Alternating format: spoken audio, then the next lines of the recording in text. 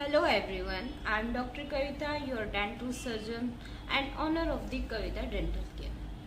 So today's topic is bruxism. Bruxism तो आप नहीं जानते होंगे, नहीं सुना होगा, but normally grinding and clenching of the teeth आपने नॉर्मली सभी ने सुना होगा कि ग्राइंडिंग क्या होता है, क्लैंचिंग ऑफ द टीथ क्या होता है। तो आज मैं आपको बताऊंगी कि ब्रक्सिज्म यानी कि grinding and clenching of the teeth क्या होता है। Let's talk about it. So bruxism is grinding of the teeth यानी कि दांतों को घिसना। ये जब हैबिट होती है इसी चीज को हम ब्रक्सिज्म बोलते हैं। नॉर्मली हम ग्राइंडिंग बोल देते हैं और क्लेंचिंग बोल देते हैं, ये थोड़ा मेडिकल टर्म होता है bruxism. Let's talk about causes. अब जानते हैं हम क्या कारण है जिसकी वजह से हमें ये हैबिट होता है। Let's see. Now causes. तो फर्स्ट ऑफ ऑल मैं आपको ये बताना चाहूंगी कि माइल्ड ओक्लूजली डिस्टर्बेंस होता है अगर किसी के दांत टेढ़े मेढ़े होते हैं तो दांत दबाने में यानी कि जब आप कुछ खाना खाते हो चबाने में थोड़ा इश्यू होता है। बहुत लोगों के दांत टेढ़े मेढ़े होते हैं, आगे पीछे होते हैं, that is called mild occlusal disturbance. उससे आपके दांत आगे पीछे होते हैं तो आप अच्छे से उसे नॉर्मली जो ओक्लूजन होता है उसमें नहीं हो पाता, जिसकी वजह से दांतों पे ज्यादा प्रेशर पड़ता है और दांत जो है घिसने की कंडीशन में आते हैं, ग्राइंड हो जाते हैं बेसिकली। तो फर्स्ट ऑफ ऑल ये आता है। नेक्स्ट आता है इमोशनली टेंशन। अगर बहुत लोगों ने नोटिस किया हो, लाइक बहुत लोगों को बहुत तेज से गुस्सा आता है तो वो अपने दांतों को ऐसे तेज से चबाते हैं, दबाते हैं, जिसकी वजह से आपके अपर लेयर जो है इनामल उस पर फुल प्रेशर पड़ता है, जिसकी वजह से वो वॉर्न आउट हो जाती है यानी कि वो घिस जाती है। तो it is also grinding of the teeth basically. तो ये एक कारण है।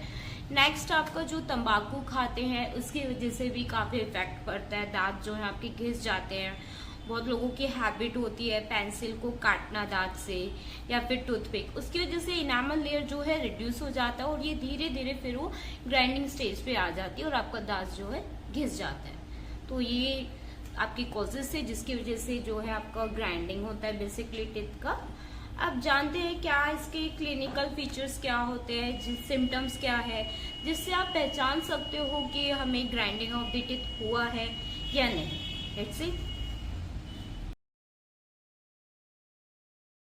Talk about clinical features, symptoms and लक्षण। ये जो हैबिट होती है आपकी दांत को घिसना, नॉर्मली रात को सोते टाइम होता है और हमें ये पता नहीं चलता है कि हम अपने दांतों को घिसते हैं। तो जब भी आप ये हैबिट होती है किसी को भी तो आपका जो है यहाँ से जो आपका जो होता है, लाइक आपका यहाँ पर जॉइंट होता है तो आपको यहाँ पर जो पेन होता है, इसकी वजह से आपके पूरे जॉ में धीरे धीरे धीरे पेन होना स्टार्ट होता है। एंड दिस आर दी आपकी फेशियल मसल्स, इसमें भी आपको पेन होना स्टार्ट हो जाता है।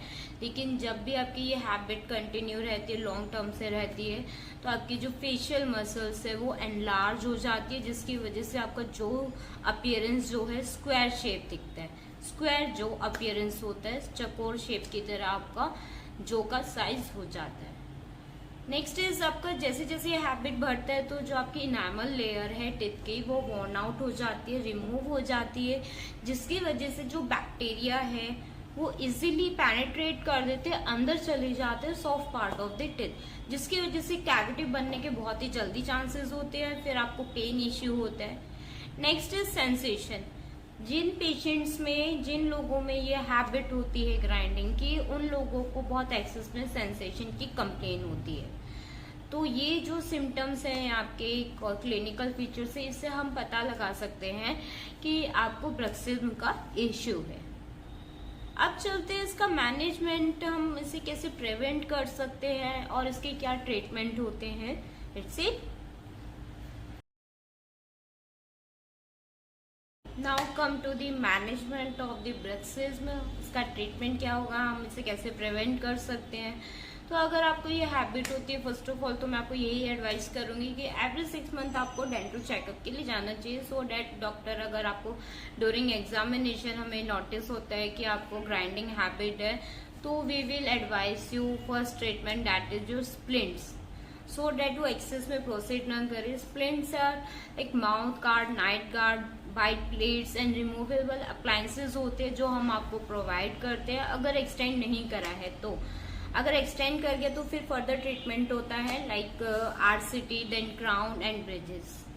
जो आपके नाइट गार्ड्स होते हैं, वाइट प्लेट्स होती हैं, ये आपको रात को सोते टाइम लगाना होता है, सो डैट अगर ये हैबिट बेसिकली रात को ही होता है सोते टाइम, तो जो आपकी मूवमेंट होगी तो उसको रेस्ट्रिक्ट करेंगे। अगर आप मूवमेंट करते हो तो जो प्रेशर पड़ता है आपका ग्राइंडिंग वाला, वो आपके गार्ड्स पे पड़ेगा, ना ही आपके दांतों पर। तो आप उससे बचाव कर सकते, प्रिवेंट कर सकते अपने दांतों को।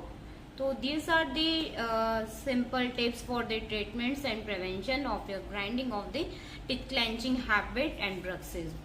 I hope आपको मेरी वीडियो पसंद आई हो। If you like my video, then like and subscribe my channel. And thanks for watching and keep smiling.